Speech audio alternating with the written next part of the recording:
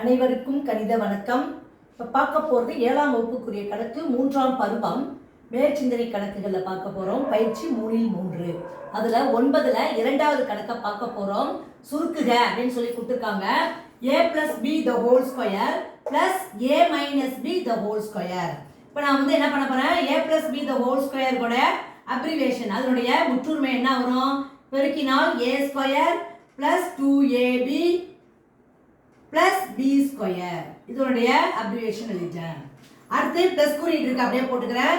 இதோடைய abbreviation a minus b the whole square, a square minus 2ab plus b square.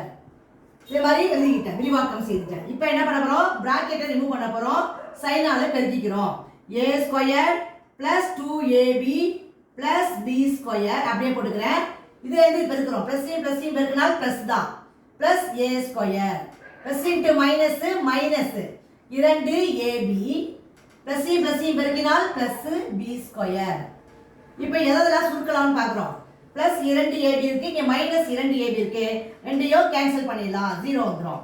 இப்போ மிச்சம் இருக்கிறது என்ன இருக்குன்னு பாருங்க. a square 2 இருக்கு, b square 2 இருக்கு. அப்போ எப்படி எழுதுவோம், 2a square plus 2b square. இந்த ரெண்டு காமனா இருக்கிறதுனால 2 வெளியில எடுத்துக்கிறேன். a square bracketல plus b square னு எழுதிக்கலாம். அப்ப இந்த கணக்குக்குரிய விடை வந்து என்ன கிடைச்சிருக்கு, 2 into a square plus b square. புரியுதுங்களா?